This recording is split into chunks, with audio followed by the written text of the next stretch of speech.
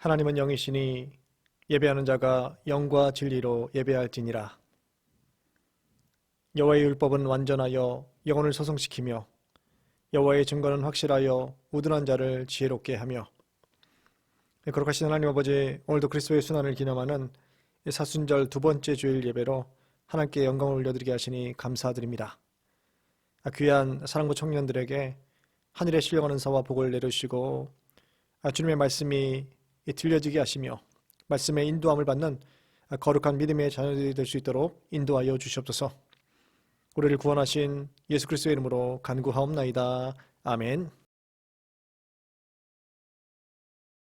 사랑부 여러분 안녕하세요. 우리 오늘도 함께 두 곡 찬양할 건데요. 첫 번째 곡은 나 무엇과도 주님을 바꾸지 않으리, 그 다음에 두 번째 곡은 목마른 사슴, 이렇게 두 곡 찬양할 거예요. 사순절 십자가의 예수님을 묵상하면서 우리 한번 함께 찬양 드릴게요.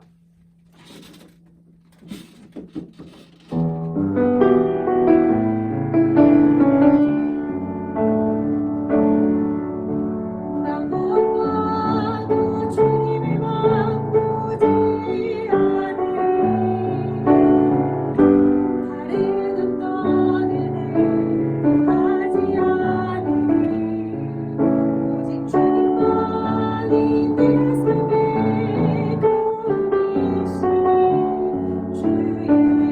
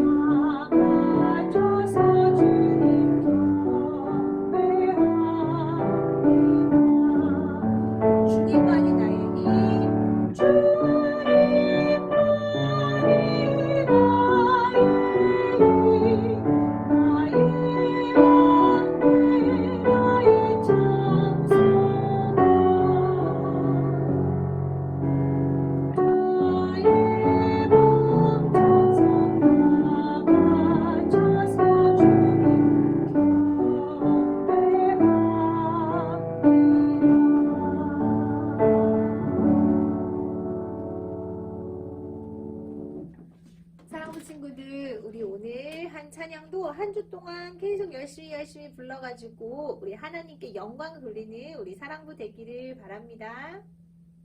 예, 오늘의 말씀은 요한복음 11장 25절에서 26절까지의 말씀입니다. 예, 요한복음 11장 25절에서 26절의 말씀, 거룩하신 하나님의 말씀을 제가 받들어 읽겠습니다. 예수께서 이르시되 나는 부활이요 생명이니 나를 믿는 자는 죽어도 살겠고 무릇 살아서 나를 믿는 자는 영원히 죽지 아니하니니 이것을 내가 믿느냐. 예, 오늘의 말씀의 제목은 부활과 생명이신 예수님입니다. 여러분들은 죽음에 대해서 생각해 보신 적이 있습니까? 뉴퀴즈 언더 블록이라는 프로그램이 있죠. 여기에 한 출연자가 MC를 보는 유재석 씨에게 죽음에 대해서 생각해 본 적이 있냐라고 물었습니다. 유재석 씨는 다음과 같이 대답했습니다. 죽음에 대해서 생각하지 않고 단지 열심히 살아왔습니다. 죽음을 생각하면 갑갑한 마음이 듭니다. 다시 환생을 하는 것인지 육신은 흙으로 돌아가고 내 기억이 사라지는 건지 대단히 슬픕니다. 그래서 생각하다가 말아버렸습니다. 그냥 그런가 보다 하고 열심히 최선을 다해서 살아왔습니다 라고 대답을 하였습니다. 여러분들 혹시 장례식장에 방문한 적이 있습니까? 어떤 마음이 들었습니까? 보통 장례식장은 슬픔이 가득한 곳입니다. 왜냐하면 더 이상 사랑하는 사람과 만날 수 없기 때문에, 이 땅에서 다시는 볼 수 없기 때문에 슬퍼할 수밖에 없는 공간이 바로 이 장례식장인 것이죠. 아무리 뛰어난 의사도 아무리 뛰어난 약이라 할지라도 죽음의 문제를 해결해 줄 수 없습니다. 아무리 열심히 산다고 해도 한순간에 모든 것을 무너뜨리는 것이 바로 인간의 죽음입니다. 이스라엘의 심리학자들이 밝혀낸 바에 의하면 인간의 뇌도 죽음에 대해서 생각하는 것을 피하고 회피하려는 이 노력을 한다고 합니다. 이성적인 판단이 뛰어난 뇌는 죽음은 피할 수 없고 결국 맞이할 수밖에 없다라는 것을 이미 잘 알고 있다고 합니다. 그래서 죽음이란 말을 만날 때마다 나와는 관계없는 다른 사람에게 해당하는 것쯤으로 생각한다라는 것이죠. 그래서 죽음에 대한 생각을 회피해버리고 하고 심지어 진지하게 생각하지 않고 생각을 정지하는 멍 때리는 상황 가운데 놓이게 한다라는 것이죠. 오늘 본문에서 예수님은 나사로의 장례식장에 찾아오셨습니다. 슬픔이 가득하던 이 나사로의 장례식장에 어떤 일이 벌어졌는지를 살펴보겠습니다. 이 베다니 마을에 나사로와 마르다와 마리아 남매가 살고 있었습니다. 예수님은 이들을 대단히 사랑하셨습니다. 어느 날 예수님은 나사로가 병들었다는 소식을 듣고 나사로의 집을 찾아가셨습니다. 하지만 이미 나사로는 죽고 장례를 치른 지 4일이나 지난 시점이었습니다. 의학계에서 사망을 정의하기를 심장 정지설과 뇌 정지설이 있다고 합니다. 이 나사로는 무려 4일간 심장이 뛰지 않고 호흡이 뇌에 들어가지 않는 완전한 죽음의 상태에 놓여 있었습니다. 유대 관습에 따르면 죽은 사람의 직계가족들이 이 장례식을 참여하여서 이 장례식은 사람이 죽은 당일날만 치러졌다고 합니다. 그 이후에 동굴 안에 이 시신을 모셔드렸다는 것이죠. 유대인들은 몸은 흙으로 돌아가고 그 영혼은 하나님께로 옮겨간다라고 이 강력한 죽음에 대한 신앙을 지니고 있었습니다. 그래서 장례는 최대한 간소하게 진행이 되었던 것이죠. 슬픔에 담긴 유족은 7일간 슬퍼하고 사람들은 이 기간에 유족들에게 찾아와 슬픔을 나누며 함께 위로하는 시간을 가졌다고 합니다. 신약시대에는 사람이 죽은 후에 시신을 동굴 속에 안치하였다가 1년이 지난 후에 뼈를 추려서 유골함에 넣는 2차 장례 예식을 행하였다고 합니다. 마르다와 마리아를 만난 예수님은 슬퍼하는 이들을 보시고 그들을 대단히 불쌍히 여기셨습니다. 그리고 죽은 나사로의 무덤에 찾아가시죠. 죽은 나사로의 무덤에 찾아가신 예수님은 다음과 같이 사람들에게 명령하십니다. 어서 돌을 옮겨라. 사람들은 예수님이 명령하신 대로 무덤을 막고 있던 돌을 옮기게 됩니다. 예수님이 말씀하십니다. 나사로야 나오너라. 그러자 놀라운 일이 일어났습니다. 죽었던 나사로가 살아나게 되었습니다. 예수님이 죽은 나사로를 살려주셨습니다. 함께 있던 모든 자들은 이 사건을 보고 깜짝 놀라게 되었습니다. 예수님은 병을 고치실 뿐만 아니라 죽은 자도 살리시는 능력의 하나님이심을 목도하게 된 것이죠. 예수님은 생명의 주관자이셨습니다. 그러면 우리는 부활과 생명이신 예수님을 믿어야 하겠습니다. 마르다와 마리아 자매는 오빠 나사로의 죽음을 막기 위해 급하게 예수님을 찾았지만 당장 그가 죽을 병에서 살아난다고 해도 언젠가는 다시 죽음이 찾아오기 마련입니다. 나사로 가족을 비롯해 베다니 마을의 사람들 그 누구도 나사로의 죽음을 슬퍼하였지만 그 죽음에 대해서, 자신의 죽음에 대해서는 고민하지 않았습니다. 본문에 오직 나사로 한 명의 죽음이 기록되고 있지만 사실 죽음은 우리 모두의 숙제거리입니다. 고민거리인 것이죠. 다른 사람의 문제라면서 애써 회피한다고 해서 피할 수 있는 것이 아닙니다. 예수님은 다음과 같이 우리 모두에게 말씀하십니다.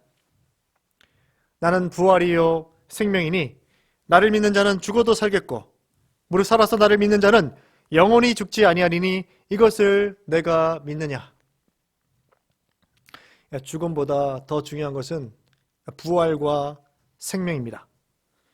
죽음과 생명을 이어주는 유일한 하나의 다리가 있다라면 그것은 바로 부활입니다. 그 다리는 바로 예수 그리스도이십니다. 우리는 예수 그리스도를 통해 부활과 생명으로 건너갈 수 있습니다. 죽음은 모든 것이 끝이 아닌 그리스도인에게는 새로운 영원한 생명의 시작인 것이죠. 죽음에 대한 우리의 일반적인 상식을 깨어버리고 오늘 말씀과 같이 믿음으로 이 죽음을 이해하시고 또 생명을 이해하시고 부활을 받아들이셔서 귀한 사랑부 청년들 모두가 부활과 생명의 주인이신 예수님을 믿어서 영원한 생명을 소유하시고 하나님 나라의 친백성이 되시는 축복된 믿음을 소유하시기를 간절히 소원합니다. 기도하겠습니다.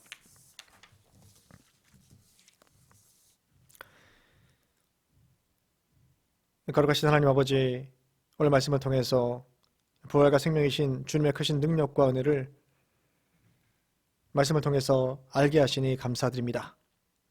존귀한 사랑부 청년들이 생명의 주인이신 주님을 믿고 신뢰함을 통해서 이들에게 흔들리지 않는 믿음을 주시고 더 이상 죽음에 대해서 두려워하지 않게 하시고 우리가 영원한 생명을 소유한 존재임을 깨닫게 하셔서 이 땅의 삶을 살아갈 때 우리에게 주어진 사명을 잘 감당하며 믿음 가운데 말씀에 순종하는 삶을 살아갈 수 있는 존귀한 사랑부 청년들이 될 수 있도록 인도하여 주시옵소서. 우리를 구원하신 예수 그리스도의 이름으로 기도드립니다. 아멘.